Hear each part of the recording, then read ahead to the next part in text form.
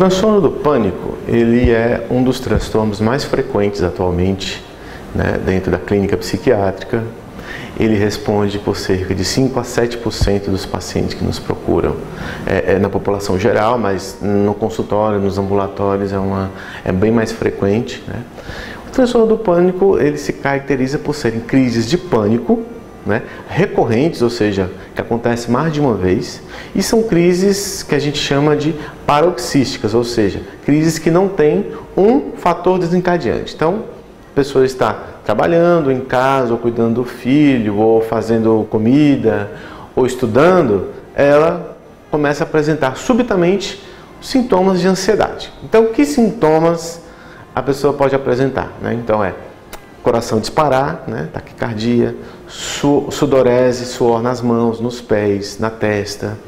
Ela pode ter sensação de frio, de calafrio, pode ter sensação de tontura, dormência no corpo, né? Uma sensação de angústia, de aperto no peito, falta de ar e também uma sensação que é muito típica, que é a sensação de que vai morrer naquele momento. Então ela sente esses sintomas, tem uma duração de mais ou menos 5 a 10 minutos e da mesma forma que chegou do nada, ele também vai embora do nada, né? Então essa é a chamada crise de pânico. O transtorno do pânico ou síndrome do pânico, que são sinônimos, ele se caracteriza pelo aparecimento dessas crises, né? Pelo menos 2 vezes por semana por pelo menos 2 meses, né? Para você dar esse diagnóstico. Após as crises de pânico, os pacientes geralmente têm 2 grandes preocupações. Uma é, quando é que eu vou ter essa crise novamente? Ou se eu vou ter essa crise novamente?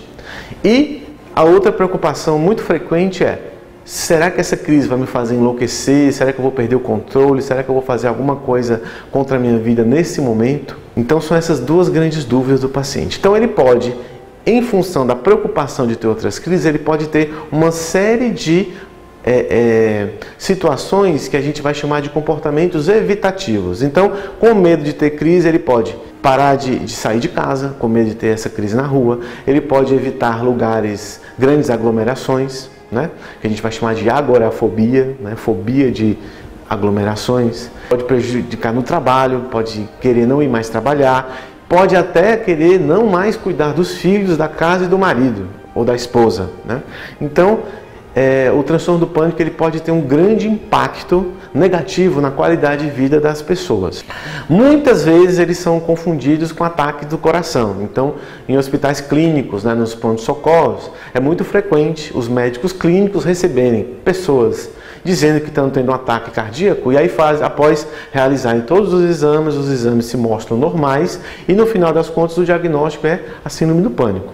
É necessário que a gente esteja atento para esses sintomas. A síndrome do pânico geralmente acontece em pacientes jovens e não é comum um ataque cardíaco em pacientes jovens. Então a gente vai ter sempre que desconfiar da possibilidade de ser uma síndrome do pânico. Ela pode levar inclusive a consequências como depressão, né? A pessoa pode evoluir da síndrome do pânico, ela pode eventualmente se transformar num quadro de depressão, então vai aparecer tristeza, falta de sentido na vida e até mesmo ideias de morte ou suicídio.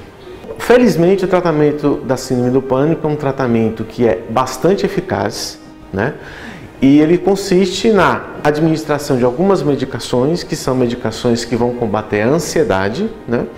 Lembrando que biologicamente, do ponto de vista biológico, a síndrome do pânico é uma desregulação da transmissão de serotonina cerebral. Então, vai ser necessário utilizar medicações que possam equilibrar a serotonina cerebral e outras medicações, por exemplo, que possam ser utilizadas na hora da crise para que a pessoa não sofra tanto na hora da crise. Também é muito utilizado para a síndrome do pânico a psicoterapia. Então, o melhor tratamento seria o tratamento medicamentoso, geralmente orientado por um psiquiatra, e a psicoterapia, né, um tratamento psicológico, um acompanhamento psicológico, visando ao controle dos sintomas da ansiedade.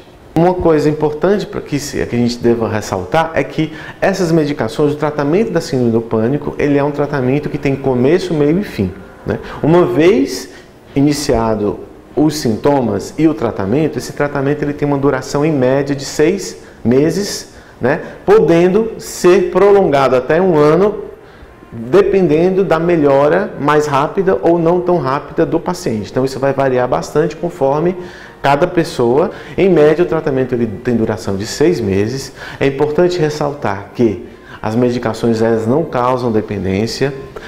Basicamente, o único risco de dependência são exatamente naquelas medicações que eu comentei anteriormente, que são utilizadas na crise. Só que na medida em que o paciente vai melhorando, essas medicações elas vão sendo suspensas, ficando basicamente aquelas outras que vão equilibrar a serotonina, que essas não causam dependência. Então, uma vez que a pessoa inicia o tratamento, esse tratamento vai ter duração de 6 meses a 1 ano. Depois disso, esse tratamento vai ser suspenso e a pessoa vai continuar vivendo com a qualidade de vida que tinha, às vezes até melhor, né, sem medicação. Né? E a psicoterapia ela não tem prazo para finalizar. Isso vai muito do desejo de cada pessoa. Tem pessoas que continuam por 2, 3 anos, a partir da disponibilidade de tempo de cada um. Agora, importante também finalizar é que, para finalizar, caso você sinta todos esses sintomas que a gente comentou nesse vídeo, por favor, procure ajuda, procure orientação do médico clínico ou até mesmo de um médico psiquiatra, porque você pode estar sofrendo do transtorno de pânico e quanto mais cedo você procurar o tratamento, melhor para a sua qualidade de vida e mais cedo também esses sintomas vão desaparecer.